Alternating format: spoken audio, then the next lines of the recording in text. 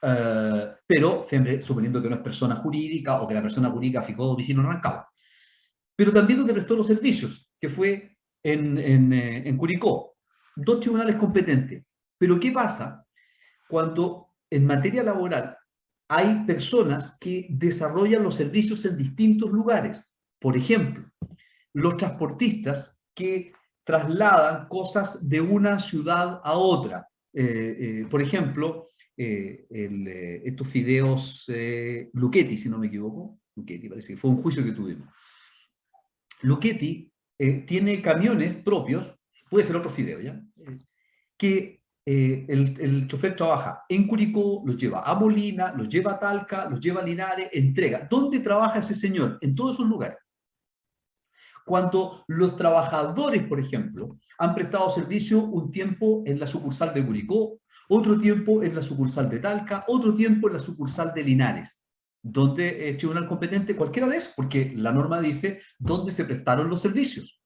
Y por lo tanto, si el trabajador duró, no sé, 3 años, tuvo unos meses en Curicó, incluso que haya estado un mes en Curicó, y estuvo 10 meses en Talca y el resto los tuvo en Linares, los 3 tribunales son competentes. Por eso les digo que las reglas no son fáciles de entender. Parece la frase bastante sencilla, pero cuando uno la analiza es un poquito más profunda o más compleja.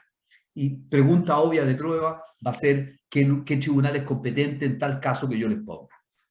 Ustedes me detienen donde quede alguna duda, alguna cosa así. Entonces, el juez competente del lugar donde se prestaron los servicios es así, donde se prestaron los servicios, no donde estaba al último tiempo, no donde lo despidieron, sino donde se prestaron los servicios en cualquier momento de la relación laboral. Y la regla tercera es la que ha traído, fíjense que es la menos usada, y es la que ha traído más problemas o más complejidades. Es juez competente el del domicilio del trabajador cuando este, el trabajador, ha debido trasladar su residencia a un determinado lugar para prestar los servicios. La discusión aquí es la siguiente. Si a mí me contratan para un trabajo en Concepción, entonces ustedes van a ir al contrato mío y va a decir empresa tanto, contrata a don Cristian Toledo para trabajar, no sé, de barredor, qué sé yo. Y él registra domicilio en la calle tanto de la ciudad de Talca. La pregunta es, en ese caso en que yo me trasladé, porque resulta que yo vivo en Talca, pero resulta obvio que cuando uno ve el contrato, fui a trabajar a Concepción, ¿es competente el tribunal de Talca? Que ni es el domicilio del empleador, ni jamás mente en mi vida presté servicios en la ciudad de Talca. ¿Es competente? Bueno, ahí hay dos teorías. La teoría de la evidencia geográfica, por así decirlo, así le puse por lo menos para que se pudiera entender. Hay quienes sostienen de que el solo hecho de que se diga que el trabajador es de una ciudad y que los servicios se prestan en otra, se entiende que el trabajador debió trasladarse para allá, y por lo tanto es el domicilio propio del trabajador donde puede demandarse. La jurisprudencia no ha acompañado esta tesis, por demás minoritaria en la doctrina, porque es como cuando a veces en el afán del principio protector, del derecho del trabajo, uno trata de hacer caer un círculo en un cuadrado. No te resulta. Así que, por lo tanto, esta primera alternativa, la verdad es que no ha tenido mucho... No la jueguen. Esa carta no la jueguen.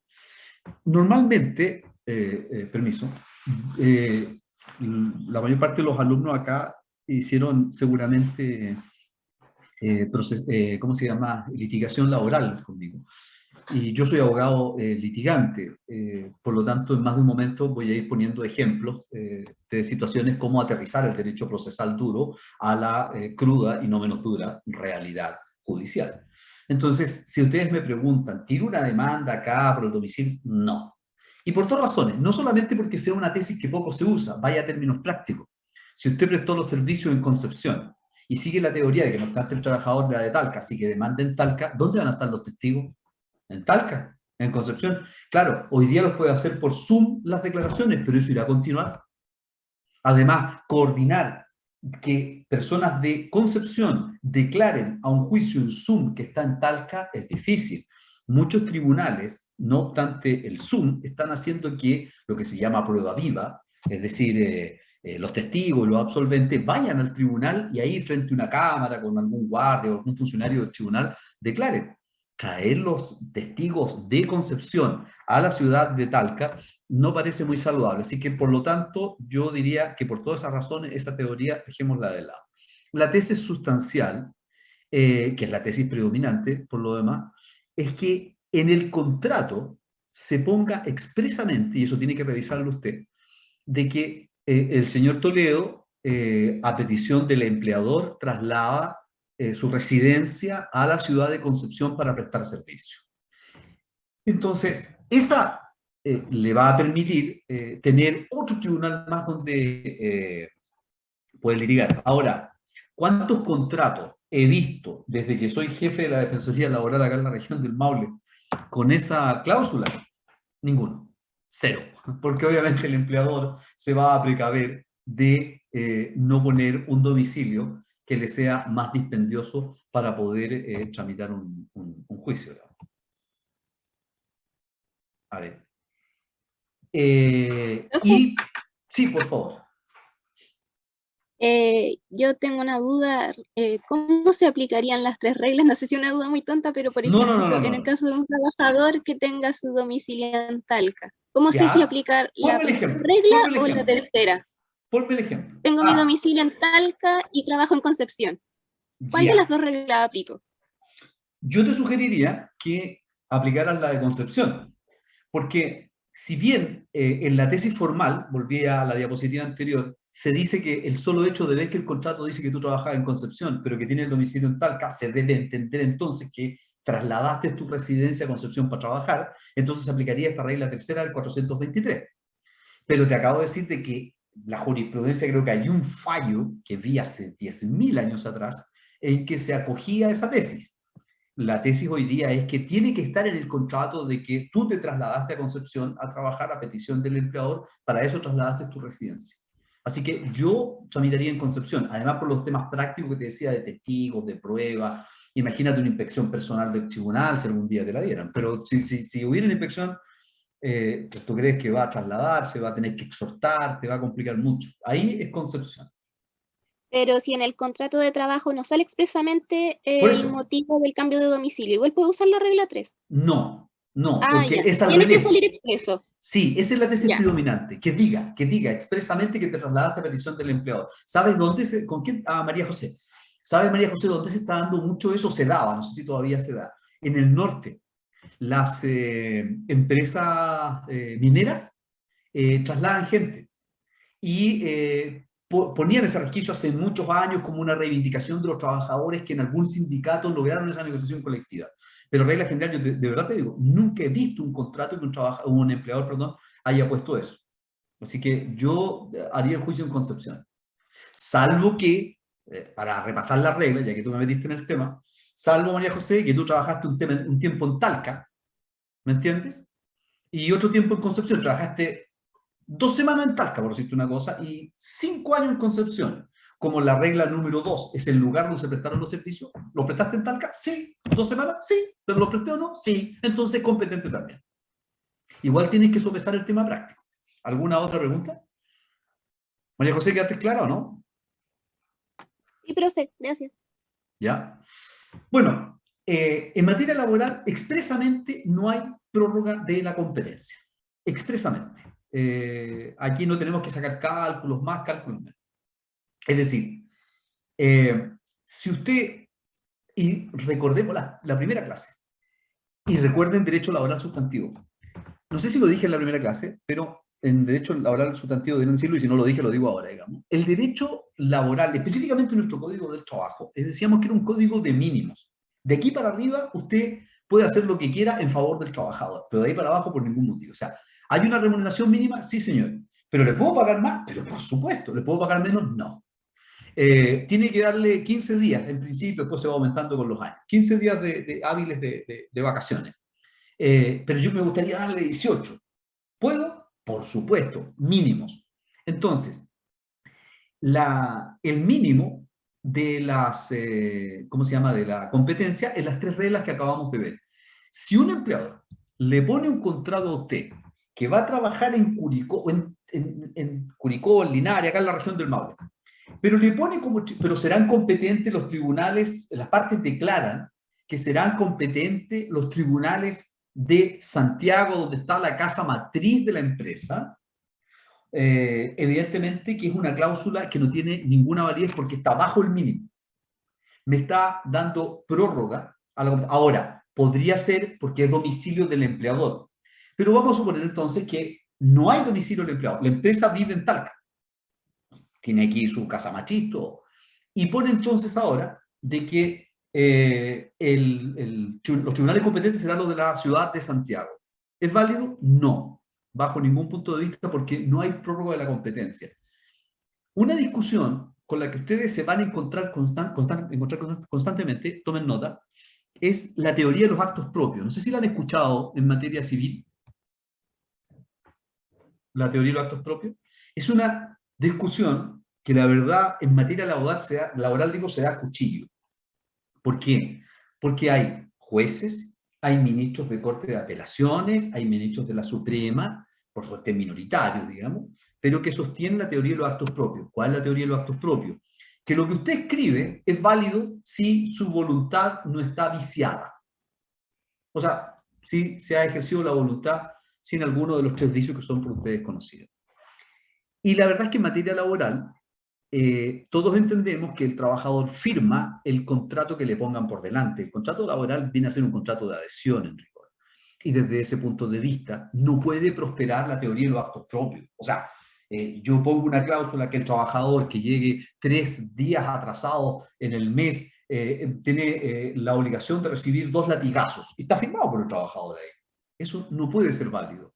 O que le vamos a descontar el 50% de la remuneración. No puede.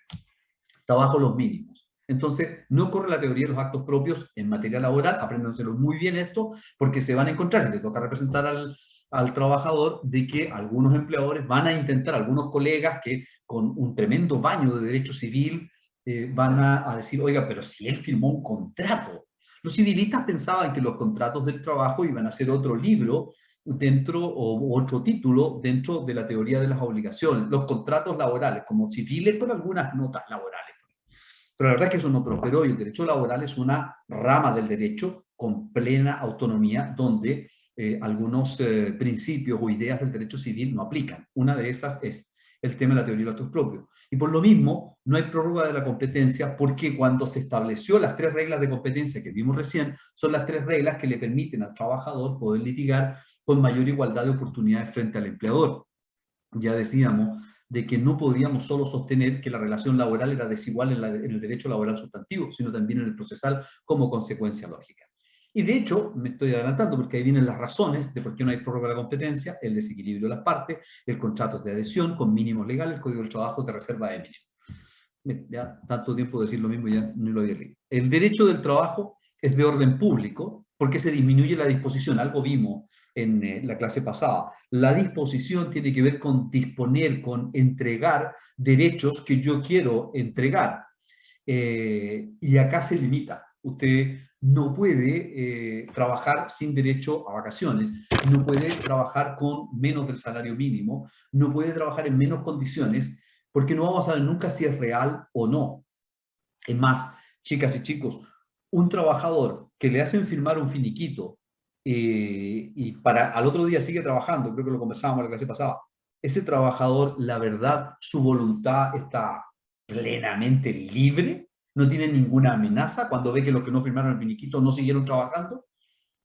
Yo no sé si alguno de ustedes ya tiene hijos, yo le he contado en exceso, y de ahí uno se da cuenta cómo la supervivencia de la parte laboral es una cuestión que obliga a hacer un montón de cuestiones que de repente uno está de acuerdo, pero eso el derecho laboral es protector, te protege con esos mínimos. Entonces no hay libre disposición, no hay teoría de los actos propios. Ahora, es importante que el ámbito que estamos tratando, que es la competencia, saber de que la competencia, sea absoluta o sea relativa, se declara de oficio por el tribunal y se hace en la audiencia preparatoria. Es una de las primeras actuaciones judiciales que debe hacer el juez o en el caso de que sea un monitorio que tiene una sola audiencia, en esa audiencia única al principio. Opera la misma lógica, sea audiencia preparatoria o sea audiencia única, al principio el juez dice, oye, soy incompetente. Muchas veces lo hace incluso antes de la audiencia preparatoria o antes de la audiencia única, al resolver, al dictar la primera resolución, se declara incompetente. Cuando ocurre siempre en la audiencia única, cuando el juez no se da cuenta de su incompetencia o de la supuesta incompetencia, entonces una de las partes, normalmente la demandada, alega la falta de competencia y se forma entonces incidente por cuanto se ha interpuesto esa incompetencia como excepción. Pero, ¿qué nos queda de esta lámina? Que no hay prórroga de la competencia, que no hay teoría de los actos propios y que no hay una capacidad plena de disposición de derechos. Insistiendo en la teoría esta de que el Código del Trabajo es un código de mínimo. Bien, como todo procedimiento, el derecho laboral, procesal, tiene reglas comunes, es decir, reglas que se van a aplicar a los procedimientos declarativos, llámese los tres: aplicación general, tutela de derechos fundamentales, monitorio, y por cierto, a los procedimientos de cumplimiento de la sentencia o ejecución de los títulos ejecutivos laborales. Son 5 procedimientos en rigor: 2 ejecutivos y 3 declarativos. Ahora, el artículo 432 del Código del Trabajo no está en el mismo orden que se los voy a plantear yo. Está más bien en desorden. Lo que iba segundo lo pusieron tercero y eso enreda un poco, así que por eso lo vamos a explicar bien acá. El 423 dice, mire, si usted está en un procedimiento declarativo, porque esta aplicación supletoria es para los procedimientos declarativos, aunque las reglas comunes, algunas cosas van a aplicar también a los procedimientos ejecutivos. Pero la aplicación supletoria del 432 es declarativa. Dice, si usted está, por ejemplo, en un procedimiento de tutela de derechos fundamentales o en un procedimiento monitorio y le falta alguna norma procesal, vaya a buscarla al procedimiento de aplicación general. Ese es el primero que tiene que entregársela, señora.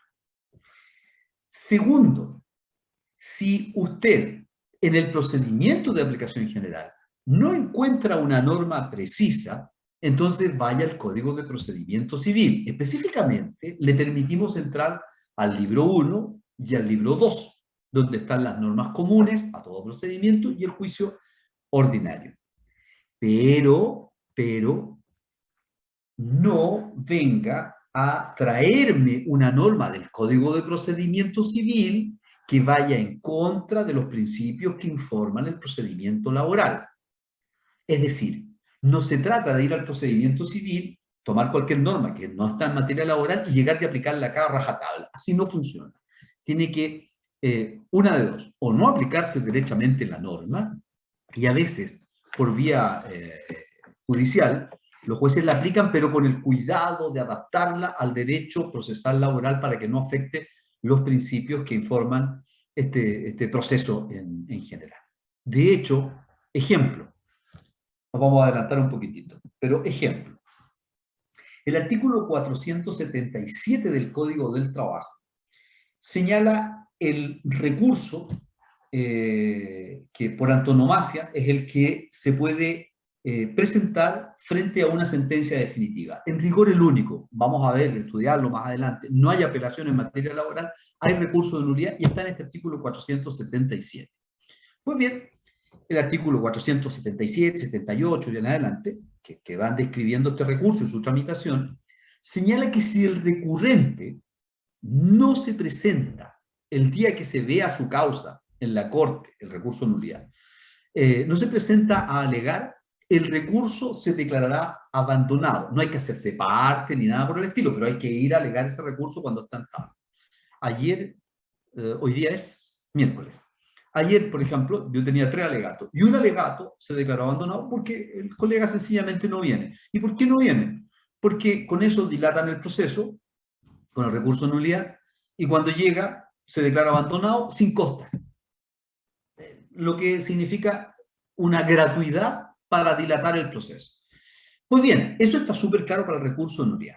La Corte de Apelaciones de Talca, mi querida Corte, sin embargo, los recursos de apelación, que no son de sentencia definitiva, por ejemplo, es bien limitado el recurso de apelación. El ejemplo más patente del recurso de apelación, además de los procedimientos ejecutivos en parte declarativa, es cuando una demanda, el juez declara que no es admisible a tramitación y cierra el juicio. La norma de la apelación dice que se podrán apelar aquellas resoluciones que pongan término al juicio o hagan imposible su continuación. Aquí estaríamos más o menos en eso.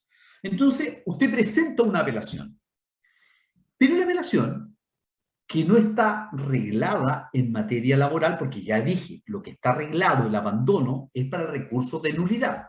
Entonces tiene que ir a buscar las normas de la apelación en materia civil. ¿Y qué pasa cuando usted no pide alegatos? Por ejemplo, si pide alegatos en una apelación, bueno, se ve en relación y tendrá que alegar en su momento. Si no pide alegatos en la apelación, se ve en cuenta. Para los que, bueno, todavía no están tramitando en corte, así que les cuento. En cuenta significa la diferencia entre relación y cuenta, más allá de la teoría que se la hayan enseñado en la práctica. Si usted ve que una causa se va a estar en relación, va a haber alegato. Ese es en el fondo, en términos prácticos. Lo que usted tiene que entender es que tiene que prepararse para el alegato. Si se ve en cuenta, va a ir el señor o señora o señorita relatora o relator y le va a contar a los ministros, mire, señoría, esto es lo que dice la apelación, esto. Y eso significa que no hay que alegar. Pues bien, es del caso de que estas apelaciones en materia laboral ni siquiera se ven en cuenta, se declaran abandonadas. ¿Por qué? Por lo que, a mi entender, es un tremendo error de interpretación de la Corte de Apelaciones de Talca, donde aplica la norma del recurso de nulidad para el abandono a la apelación. Y ahí tiene usted un caso en que se trae el caso contrario, digamos, no se trae el Código de Procedimiento Civil a la apelación por este temor de traer una norma que vulnere los principios que informan el derecho procesal laboral, cuando en rigor es la solución el tema de traer la norma de la apelación a materia laboral. Ahora, han habido excepciones. La tramitación electrónica ha permitido que durante el tiempo de pandemia y ahora de emergencia sanitaria vigente, se pueda tramitar electrónicamente. Se había pensado la tramitación electrónica a efectos de presentar demandas, escritos, contestar, qué sé yo, que le notificara la resolución. Pero se extendió esa tramitación electrónica a que se pudiera tomar la audiencia por vía Zoom. Porque en rigor, la audiencia es parte de la tramitación y el Zoom es electrónico, ergo tengo tramitación electrónica, así que es válido tomar audiencias por esta vía. Eso es lo que legitimó el Zoom. Digamos, no ha habido, hubo autos acordados de la excelentísima Corte Suprema, también de las Cortes de Apelación, algunas normas en general, pero que fueron adaptando esta forma de tramitación, pero en el centro nadie estaba en discusión. ¿Se puede hacer audiencias por Zoom? Sí, señor, no se afecta nada. La extensión del juicio laboral al decumplimiento, por ejemplo, en materia laboral, fíjense que se da una cosa extraña, donde hay aplicación de materia civil, pero que en materia laboral tuvo una caída distinta. Hay quienes sostienen que, en términos generales, no piensen en laboral, piensen en cualquier juicio. ¿Cuándo termina un juicio? Una pregunta que alumnos como ustedes debieran ser capaces de contestar, pero no los voy a incomodar. ¿Cuándo termina un juicio? Entonces, ustedes me dirán cuando está la sentencia firme y ejecutoriada, la sentencia de término, ni siquiera la definitiva. Sí, correcto. Es decir, usted ganó un juicio en que ganó 150 millones de pesos y la sentencia esté firme y ejecutoriada. Terminó el juicio. ¿Está bien o no?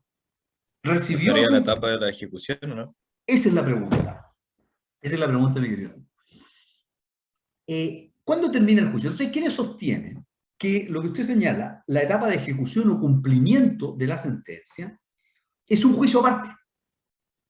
Y es como una tendencia dominante. Hay otros que piensan que es un incidente, que se habla del cumplimiento incidental de la sentencia. Entonces forma parte del juicio, pero es una cuestión menor dentro de lo mayor que es el juicio.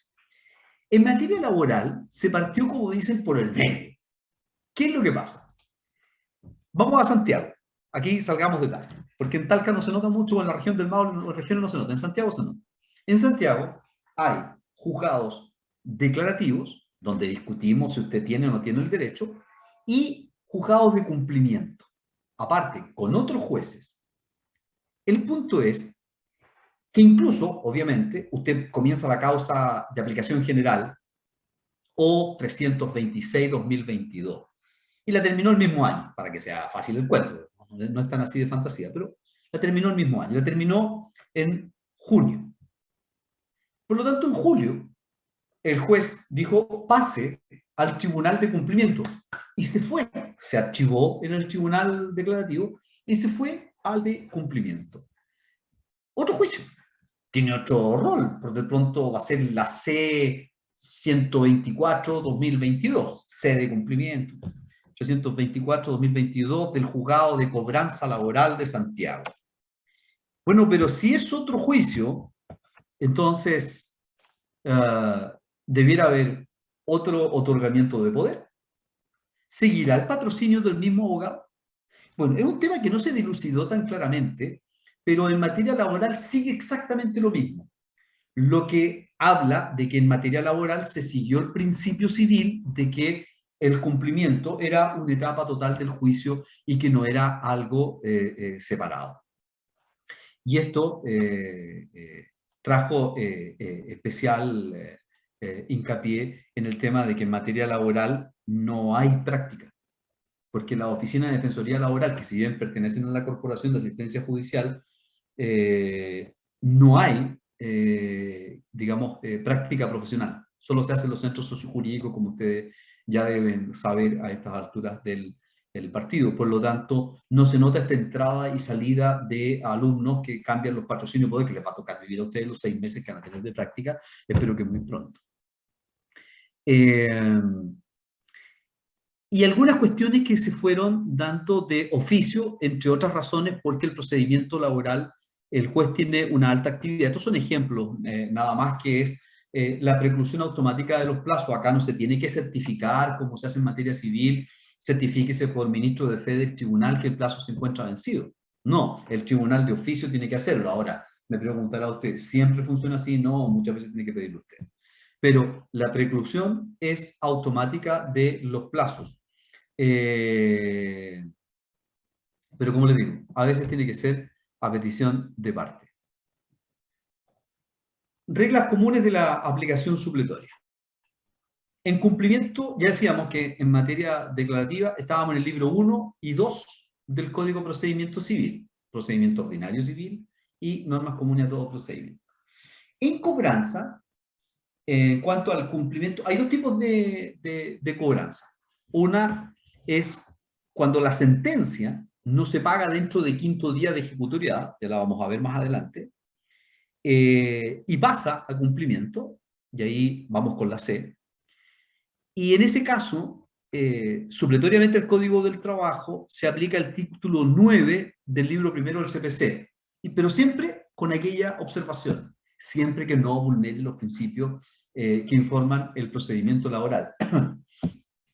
Y en el caso de ejecución de los títulos distintos a la sentencia, creo que habíamos hablado la semana pasada, como las actas de la inspección del trabajo, si gustan anotar, los avenimientos que se hayan llegado en un juicio declarativo, o las conciliaciones que se haya llegado, pasan a formar título ejecutivo, pasan a cumplimiento. También se aplica el título 1 y 2 del libro tercero del CPC, título ejecutivo, siempre, o sea, juicio ejecutivo, siempre que no vulnere los principios que forman el procedimiento laboral.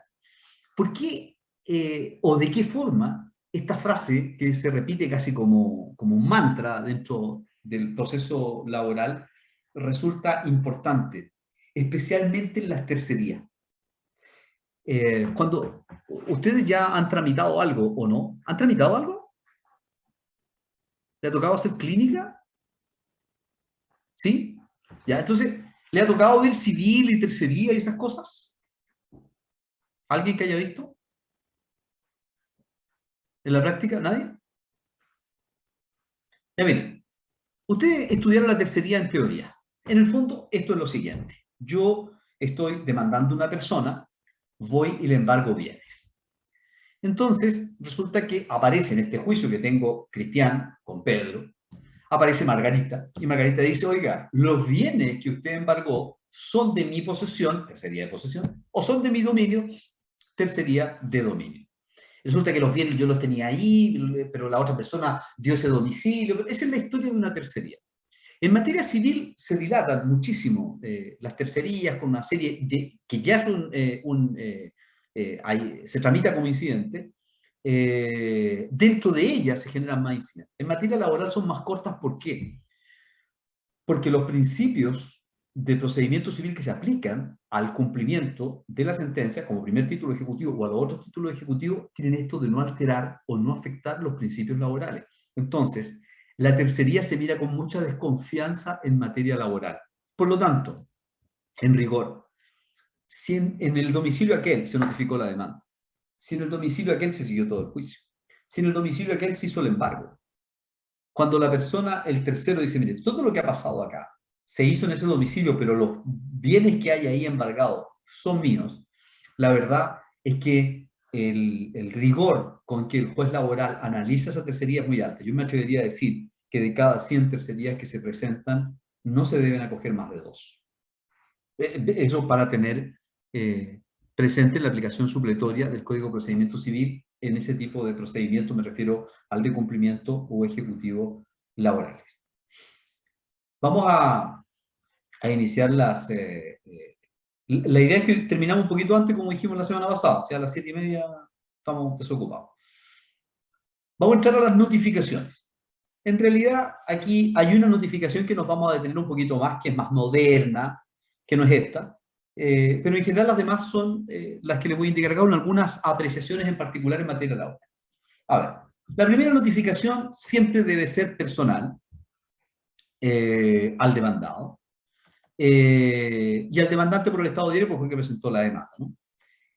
¿Cómo se notifica? Se le entrega copia íntegra de la resolución y de la demanda, de la solicitud, de la denuncia por vulneración de derechos fundamentales, todo lo que, los datos para su acertada inteligencia, es el Código de Procedimiento Civil. Pero se refiere a que usted reciba la demanda que viene en su contra y qué dijo el tribunal, lo primero que dijo el tribunal esa demanda para que usted pueda defenderse. Eso es en rigor la demanda personal y los datos para la acertada inteligencia, para que usted pueda defenderse de todo lo que le dijeron. Aquí viene un problema no menor. La primera notificación en materia laboral es por funcionario del tribunal, excepto que sea más eficaz de otra forma. Pero detengámonos aquí. Si la primera notificación en materia laboral declarativa se presenta la demanda, ¿quién tiene que notificarla? De acuerdo a la norma, un funcionario del tribunal. Por lo tanto, ¿qué pasa con la caducidad? La caducidad, usted sabe que es el tiempo para presentar la demanda, que son 60 días del despido, aumentado con el tiempo que estuvo en la inspección del trabajo con un máximo de 90 días. Y durante todo este periodo no se notificó la demanda. La regla general en materia civil es que el plazo se interrumpe con la notificación de la demanda. En materia laboral, ¿será así? Piense, si el que tiene la carga de notificar la demanda es el tribunal, y yo presento la demanda 3 días antes de la caducidad, y podría ser el último día anterior a la caducidad, o sea que la demanda todavía no está caduca, o que si es un cobro de una prestación, no está prescrita, faltan 5 días, 3 días, lo que usted quiera ponerle. ¿El tribunal me puede declarar la caducidad? Porque no se alcanzó a notificar dentro del plazo. ¿Quién tenía la carga de notificar? El tribunal.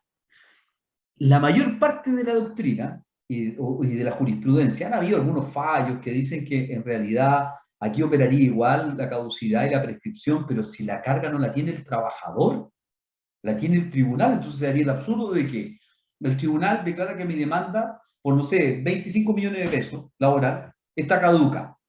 Jodí. En términos, no lo voy a decir de otra forma más chilena, pero jodí. Estoy fuera. ¿Y quién tuvo la culpa? El tribunal. Entonces ahora yo demando al Poder Judicial por la falta de servicio, toda vez que no notificó mi demanda dentro del plazo que tenía, y eso me significó a mí quedar fuera.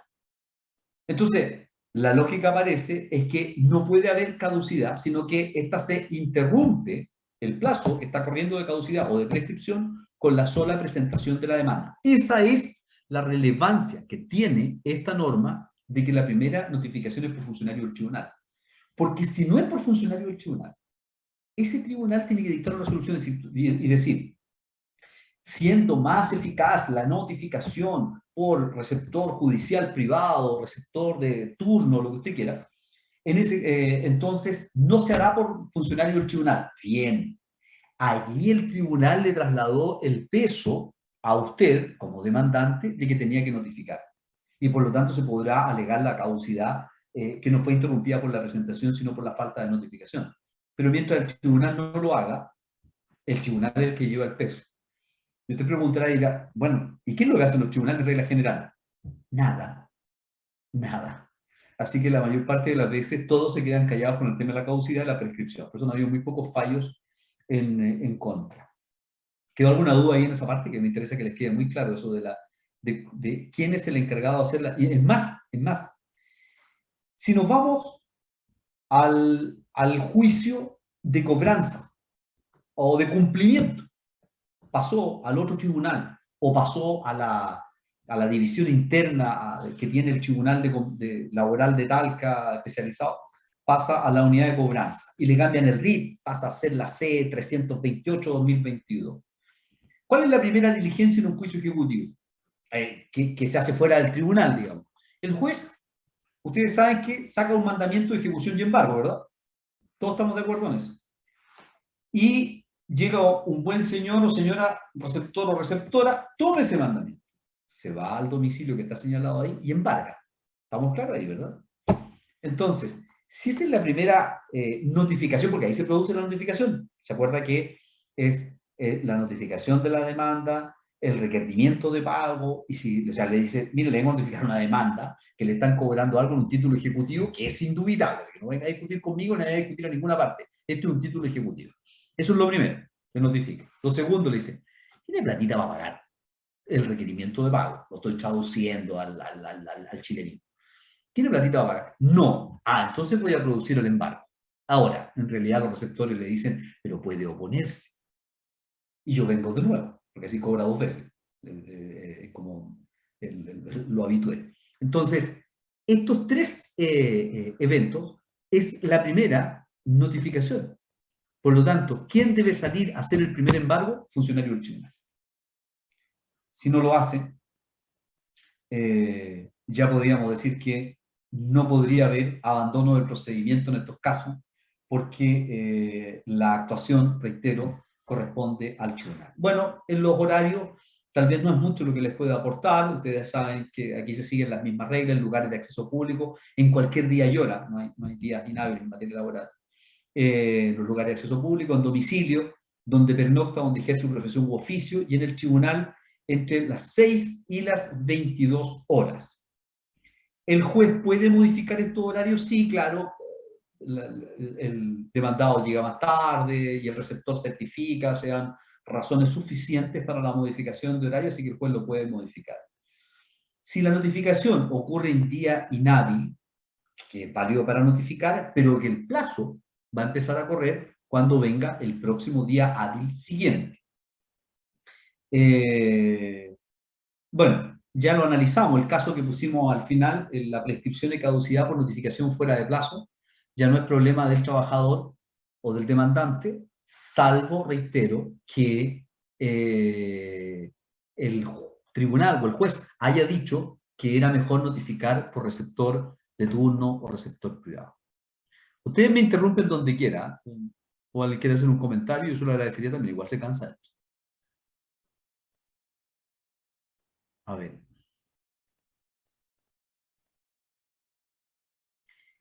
Y esto es lo más moderno y novedoso que les traigo. Ustedes saben que en materia civil está la famosa notificación por el 44. Después, cuando estén tramitando en civil, si es que no se cambia. Estamos con la promesa de cambiar el proceso civil, los procedimientos de como ya muchísimos años. Yo creo que desde Bello que esta cuestión se quiere cambiar. Y no se ha cambiado. Pero bueno, se estableció en materia laboral la notificación subsidiaria 437, es decir, fueron a buscar al demandado y no lo encontraron. ¿Cuál es la gracia del 437? Que se notifique en ese mismo acto, si se dan la hipótesis que vamos a revisar enseguida. Es decir, no hay que certificar por el receptor de que no se encontraba, buscaba un día y horario distinto, y le cuenta eso al tribunal. Y el tribunal entonces dice, téngase presente, no dice nada más en materia civil por lo tanto. Entonces la parte pide, en un escrito formato de 4 líneas, dice, notifíquese por el artículo 44. Y el tribunal dice, se ordena que se notifique por el artículo 44. Va al receptor de nuevo a notificarlo. Y curiosamente, las segundas veces normalmente lo encuentra. Acá no, el receptor va, se georreferencia, toma su celular y establece que estuvo en ese lugar. Y inmediatamente, si se trata de persona jurídica y certifica que su domicilio es el que le han señalado o es el lugar donde ejerce la profesión, empleo o industria de esa persona jurídica, porque puede ser profesión en términos de que una persona tenga un ejercicio como persona jurídica de su profesión. A eso está explicado, digamos, o a eso se refiere. En ese caso, 437. ¿Qué es lo que es el 437? La que ustedes conocen como notificación por cédula. Porque ahí le deja todo, la demanda y la resolución para que la persona la encuentre.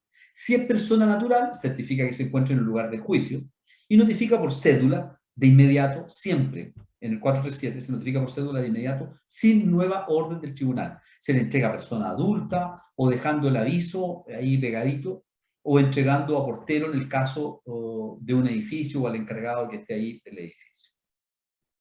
El ministro de Buena Fe, o el ministro de Fe, no, es que, debe enviar siempre, y ustedes lo conocen ustedes, una carta certificada. Esto no es nada nuevo en materia civil o pero igual, dentro de las 48 horas a las partes, y si no la envía va a tener sanciones para el ministro de Fe, pero digamos que no va a invalidar la notificación. ¿Qué sentido tiene enviar la carta, queridos alumnos y alumnas?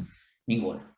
A estas alturas del partido es solo matar árboles, porque la verdad es que con esta notificación ya debe ser suficiente. Y acuérdense de mí, a ustedes les va a tocar experimentar el cambio a la notificación al correo electrónico. ¿Por qué? Porque desde hace ya, estoy un poco perdido con el tema de la pandemia, pero hace como 2 años ya, para asegurarme, dentro de esos 2 años, se modificó las normativas que dicen relación con los contratos de trabajo. Ahora deben inscribirse en la inspección del trabajo los contratos e indicarse correo electrónico por las partes.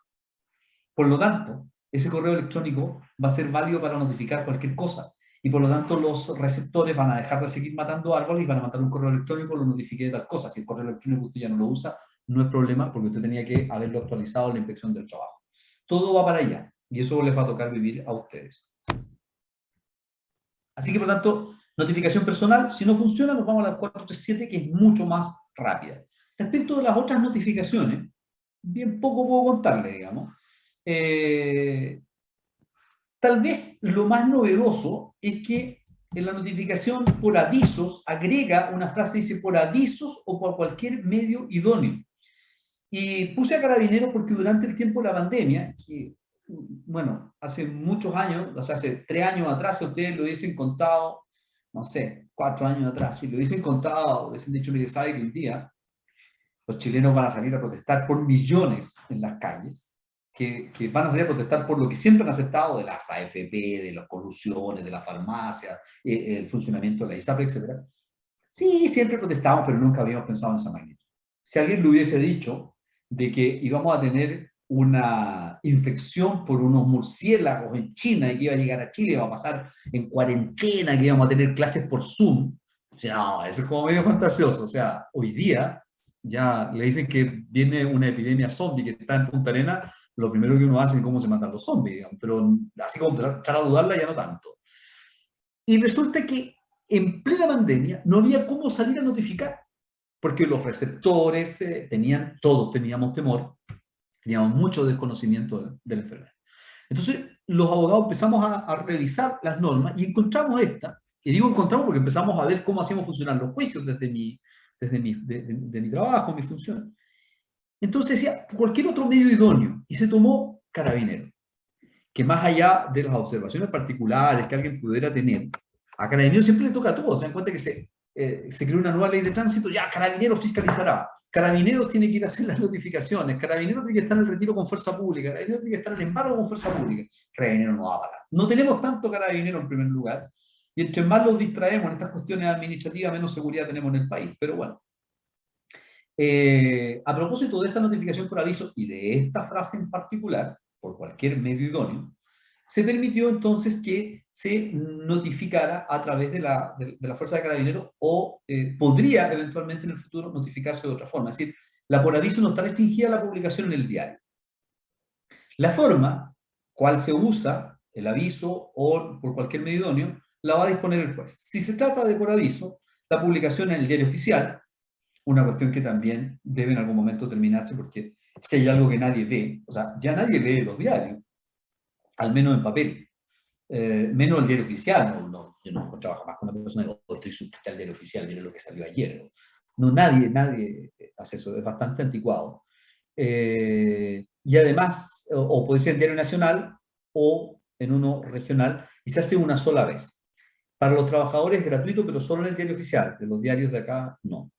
Ahora, ¿tiene sentido la notificación por aviso? Usted no encontró al empleador, ¿dónde se va a cobrar? Tiene sentido en una razón, en que si usted notifica por aviso, sigue el juicio igual, va a tener sentencia, va a tener un título ejecutivo.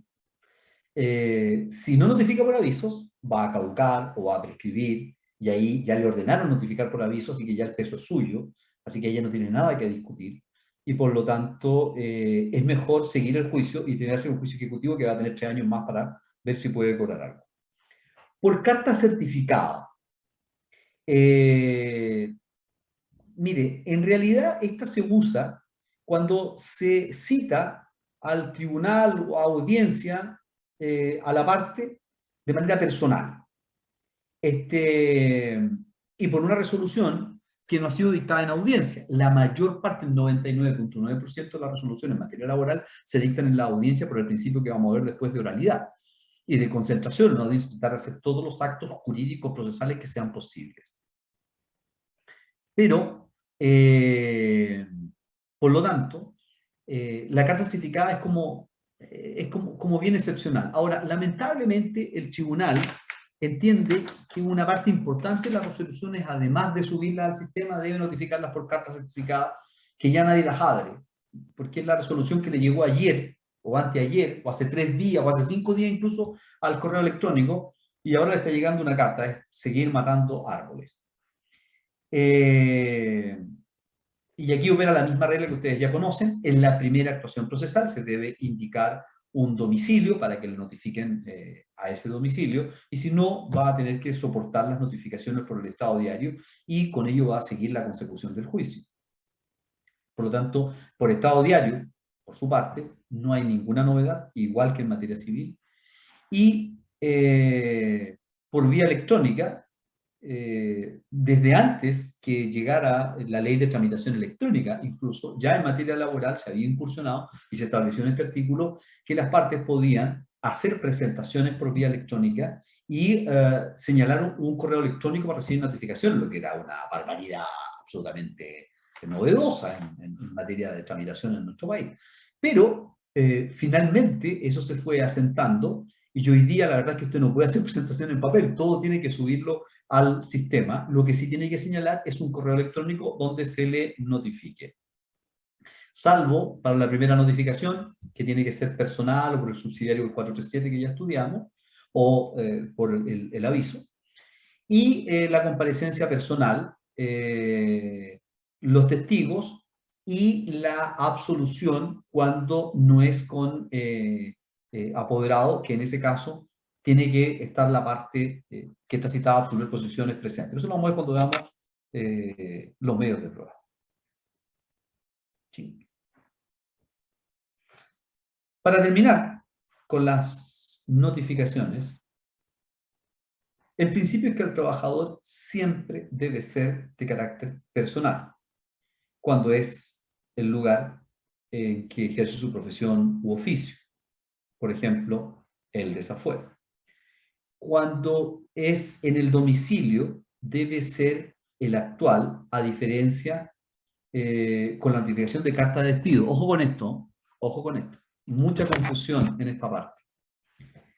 La carta de despido, ustedes saben que se manda al domicilio que el trabajador tiene señalado en el contrato. Aunque el empleador sepa que el trabajador se cambió de domicilio. Si el trabajador no actualizó su domicilio, el empleador cumple su obligación de mandar la comunicación del despido mediante carta al domicilio que tiene señalado en el contrato. Ojo, el empleador no tiene la obligación de que le llegue, sino de enviarla ahí. Él, con el comprobante de Correos de Chile que le envió su domicilio, está salvado. Pero la demanda no opera igual. Y hay quienes piensan que lo mismo y mandan la demanda al domicilio del trabajador. No, tiene que ser al domicilio que el trabajador tiene actualmente, distinto carta de despido que demanda. La orden de comparecencia personal que estábamos citando recién, está en el 440, cuando no se ha dictado en audiencia, ahí va la carta certificada, ya lo decíamos, tomando algunos alcances de las notificaciones, se entiende notificada al 5º día de ingresada al correo, se debe haber señalado domicilio en primera actuación, también lo dijimos, porque si no sería notificación por el estado diario. Si es dictada en audiencia la resolución, en ese acto entiende notificada a todas las partes. La sentencia se dicta en audiencia, en presencia o en ausencia de las partes, de cualquiera de las partes. Y ya decíamos que cuando no se ha fijado domicilio, se notifica por el estado diario, pero además se ha señalado sí un domicilio electrónico, se le manda a ese domicilio la misma resolución. No sé si aquí alguna duda de las notificaciones, alguna cosa en particular. En materia laboral, los incidentes fuera de audiencia son escasísimos, muy pocos. Y de hecho, si usted, por ejemplo, presenta algún incidente fuera de audiencia, lo normal es que se resuelva en audiencia, que incluso en audiencia conteste la contraria. Y ahí el juez lo resuelva. Desde luego, siempre va a existir la posibilidad que el juez deje para definitiva la resolución del incidente. Por lo tanto, lo que vamos a estar viendo es la manifestación de 3 principios que vamos a estudiar en detalle posteriormente. Uno de concentración, que les adelanto, significa que en una audiencia tratemos de hacer todos los actos jurídicos que se puedan, porque si decimos que el trabajo es de subsistencia, lo que nos interesa es terminar rápido el juicio, aunque se diga que no, pero no tener esto de actitud penitente de parte del trabajador de ver cuándo se va a terminar mi juicio. Segundo, celeridad, rapidez en la tramitación del juicio. Y inmediación, en cuanto finalmente debe estar el juez, digamos, permiso, voy a poner en silencio esto. Debe estar el juez presente en la audiencia, y como es él el que tiene que resolver los incidentes directamente, es mejor entonces que en esa audiencia se genere el incidente, se dé el traslado y el juez termine resolviendo el asunto. Fuera de audiencia, por vía escrita, se resolverá de inmediato o en audiencia más cercana. Regla general, anótenlo ahí, en la audiencia más cercana. Rara vez los jueces dan traslado para que la contraria conteste por escrito. Es raro. Siempre se trata de concentrar. Claro, hay veces que por la naturaleza del incidente se tiene que resolver antes de la audiencia. Esa es una situación particular. Ya decíamos, regla general de la resolución de inmediato. Regla excepcional es que los jueces dejen para definitiva. Por lo menos eso se estableció en doctrina, que por el principio de celeridad, los jueces deberían, y ya que están ahí por el principio de mediación, resolver de inmediato los incidentes. Sin embargo, nuestros jueces en general, si bien tratan de resolver en audiencia, todavía persiste el temor a equivocarse y incidentes que podrían ser fácilmente resueltos ahí quedan para la sentencia definitiva. El problema que hay es que usted comienza una audiencia preparatoria, imagínense, falta la audiencia de juicio, que declaren los testigos, falta todo, y después que se sentencia. Y ese incidente no se falla en la audiencia preparatoria.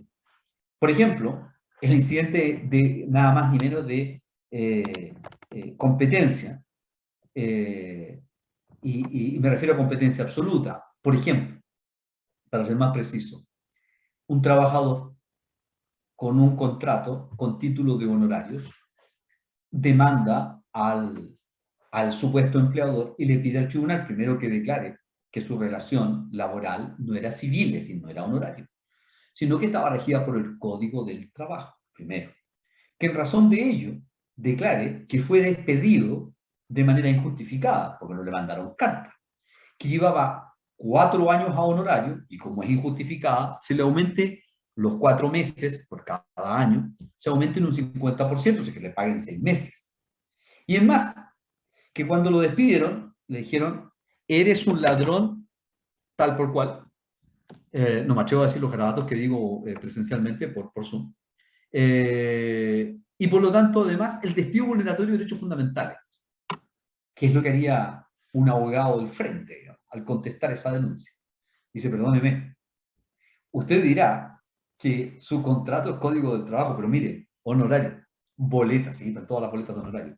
Señoría, esto es un juicio de carácter civil, así que usted es incompetente. Y el juez dice, a ver, sí, en realidad, oiga, pero parece, pero claro, es contrato honorario, boletas de honorario, entra con el tema de la teoría de los actos propios, y dice, pero bueno, si el trabajador firmó honorario y siempre ha estado honorario, como ahora está alegando esto. Pero sabe que no tengo duda, así que voy a dejarlo para definitiva. Se hace toda la audiencia preparatoria.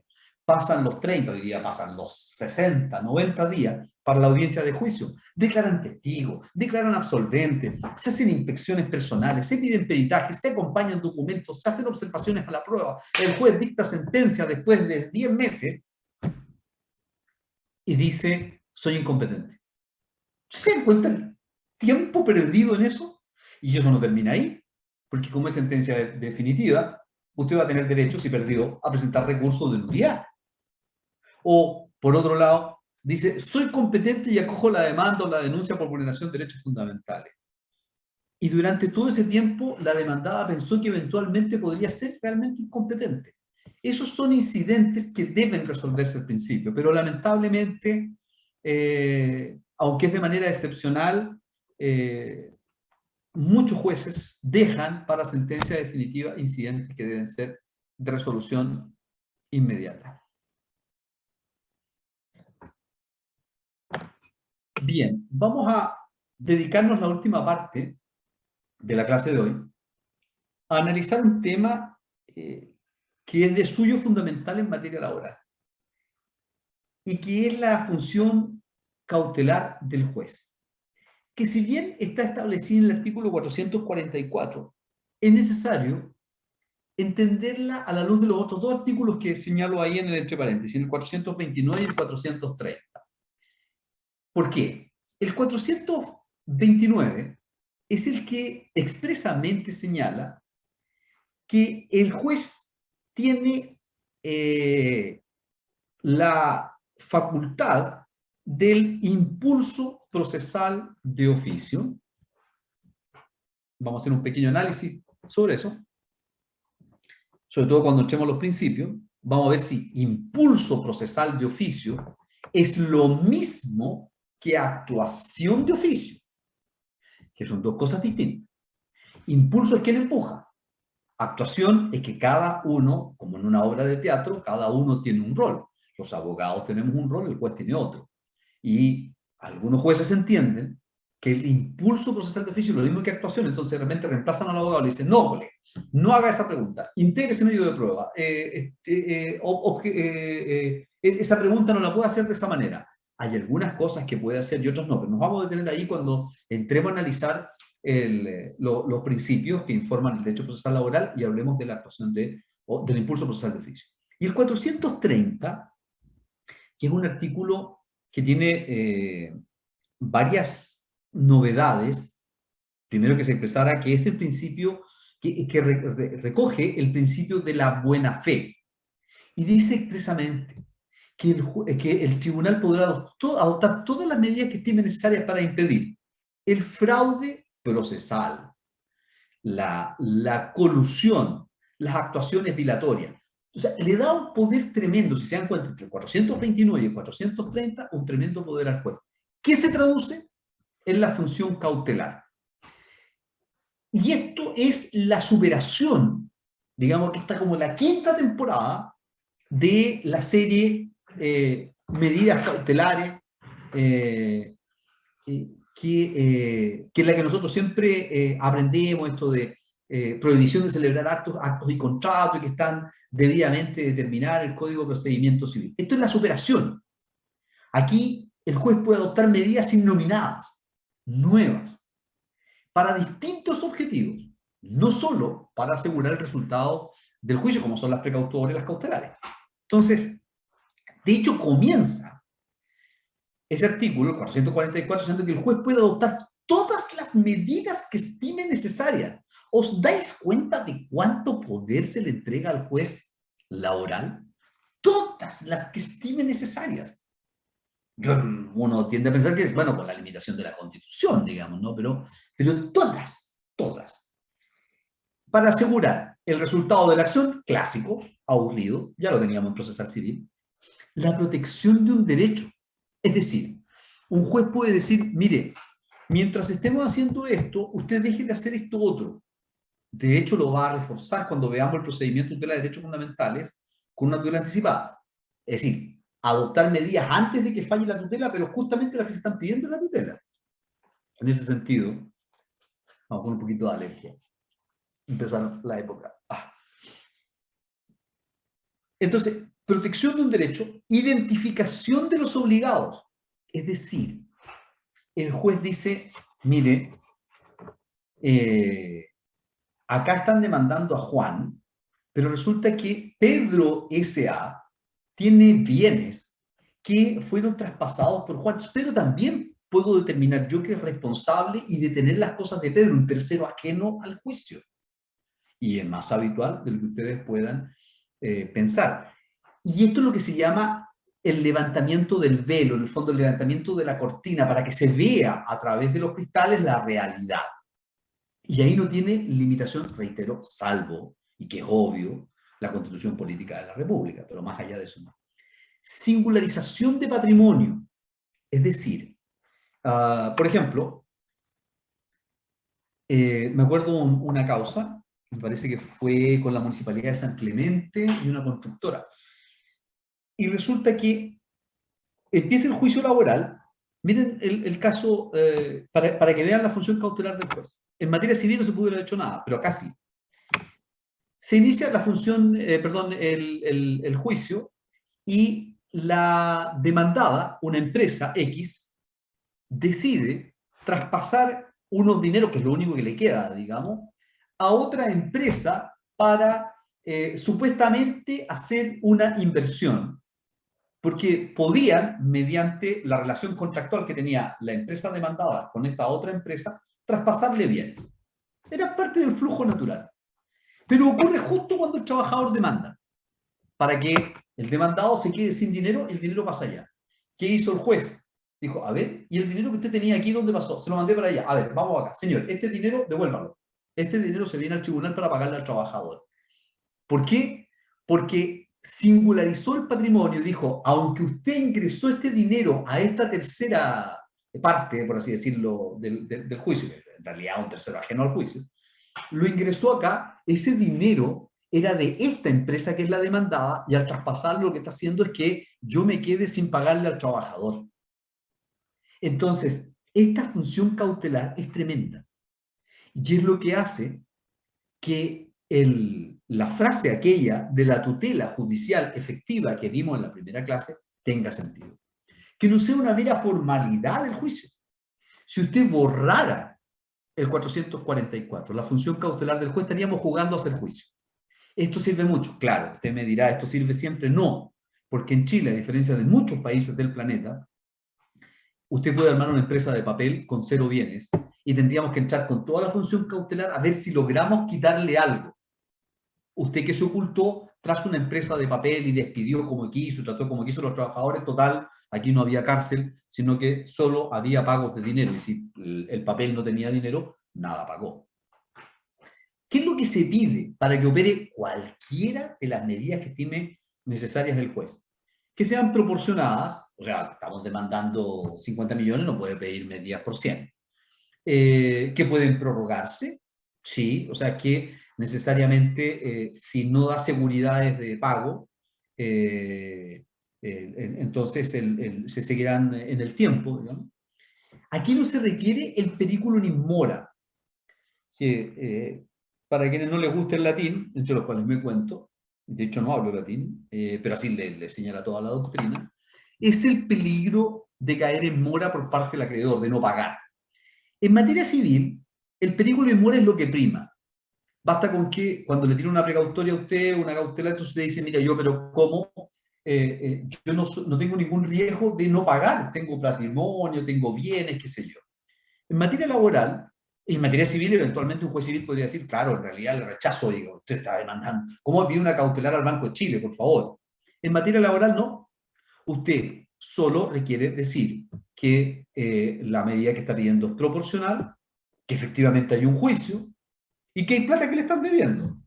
Y en razón de eso, de que obviamente la acción tenga una mínima lógica y coherencia, en términos de esté pidiendo algo que en principio uno dice todo es increíble, le deben dar la cautelar cualquiera que sea que se le haya ocurrido al juez o alguna de las del Código de Procedimiento Civil.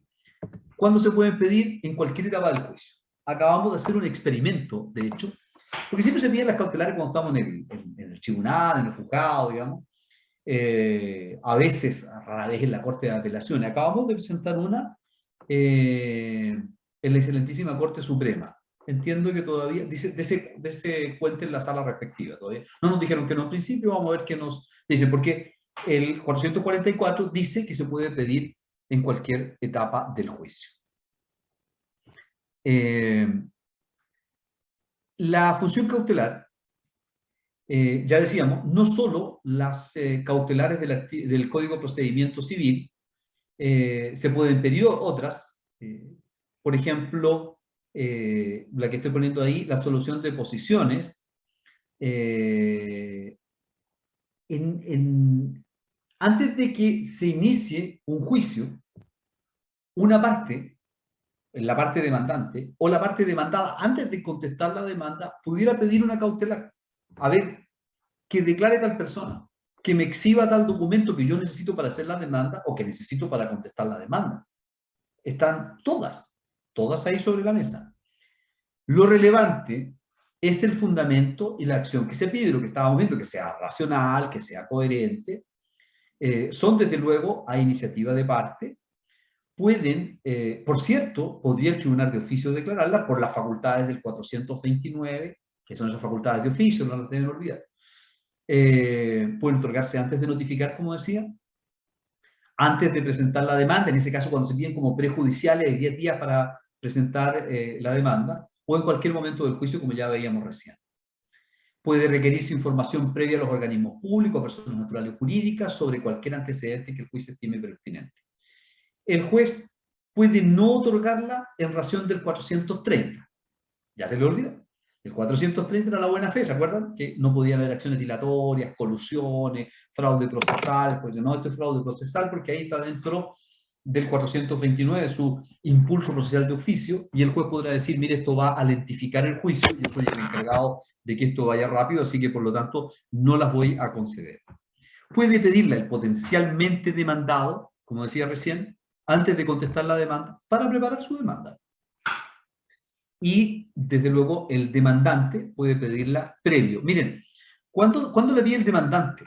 Normalmente, cuando se trata de antecedentes que tiene la inspección del trabajo y que al trabajador no se las quieren dar. La inspección se ha puesto especialmente jodida con los temas de entregar información a los trabajadores por una interpretación bien restrictiva por ejemplo, si un empleador es objeto de una fiscalización de la inspección, y resulta que de esa fiscalización se obtiene que hay un trabajador que no se le cumple la normativa laboral y que incluso se le pueden vulnerar el derecho, y el trabajador va a pedir el informe, le dicen no, porque usted no participó de la fiscalización, era la inspección del trabajo contra el empleador o haciendo o fiscalizando al empleador. Usted no formaba parte de esto. Pero si soy yo el que estaba afectado, es más, yo hice la denuncia porque hicieron la fiscalización, mire usted lo que quiera, pero esto es entre el empleador. Y en ese caso, entonces se pide estas cautelares previas a la presentación de la demanda para que el demandante, el abogado demandante, tenga la información necesaria para poder posteriormente hacer la demanda. Y hay veces, por ejemplo, en que para contestar la demanda, normalmente estrategia, si les toca defender al empleador, estrategia cuando el empleador señala que el trabajador nunca prestó servicios para él. Entonces pide algún antecedente propio del trabajador y el juez, reitero, ojo con esto, no se trata de un pasillo, que usted tiene una medida cautelar, o sea, bien digo una medida cautelar en razón del 444 y el juez diga, ok, yo en mi función cautelar debo, no, él no debe. Él tiene que analizar si le da curso o no le da curso. Así que no es como automático. Por eso es que el juez puede no otorgarle la razón del artículo 430 que decíamos delante que era la buena fe.